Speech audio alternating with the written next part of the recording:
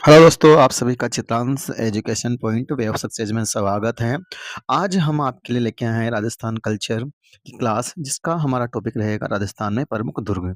ये ऐसा टॉपिक है जहाँ से आपके राजस्थान के जो जितने भी एग्ज़ाम होंगे वहाँ से 101% क्वेश्चन आएगा।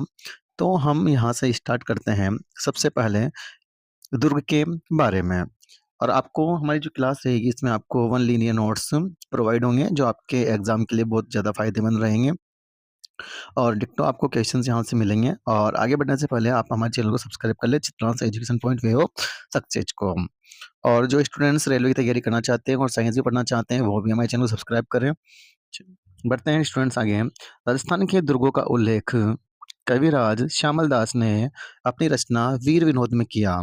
और इसके अनुसार उन्होंने मेवाड़ में कुल 84 किले बताए।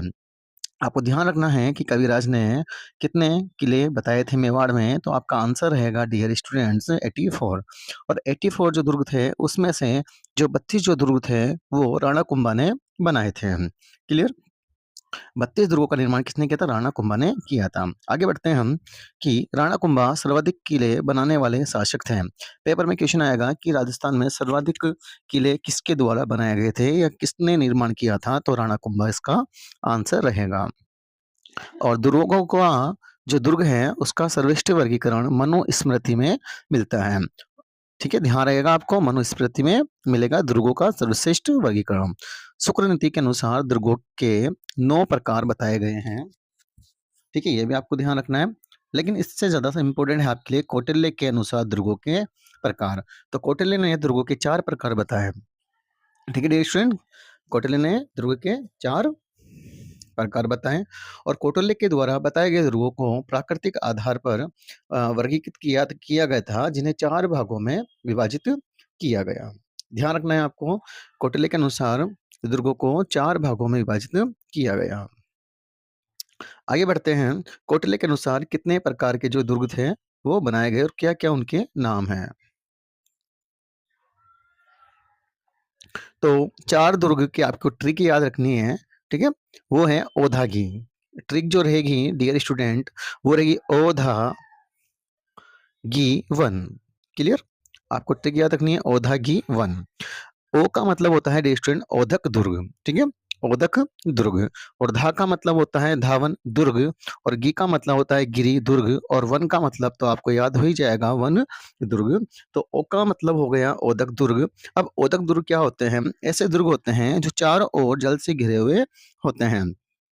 आपको याद रखना है, ऐसे दुर्ग जो चारों ओर जल से घिरे हुए रहेंगे उनको हम ओदक दुर्ग कहेंगे। धानवनी दुर्ग वह दुर्ग जो रेत या मरुस्थल से घिरा हुआ रहता है, उसे हम धानवन दुर्ग कहते हैं। क्लियर? गिरी दुर्ग, गिरी का मतलब होता है पर्वत। ठीक है स्टूडेंट, गिरी का मतलब होता है पर्वत। आपने पर्यायवाची पढ़ा होगा, पर्वत का पहाड़ी है ना, पर्वत गिरी दुर्ग।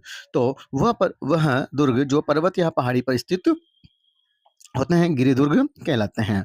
वन दुर्ग वह होते हैं जो चारों ओर वन से घिरा हुआ होगा, वो हमारे वन दुर्ग कहलाएंगे।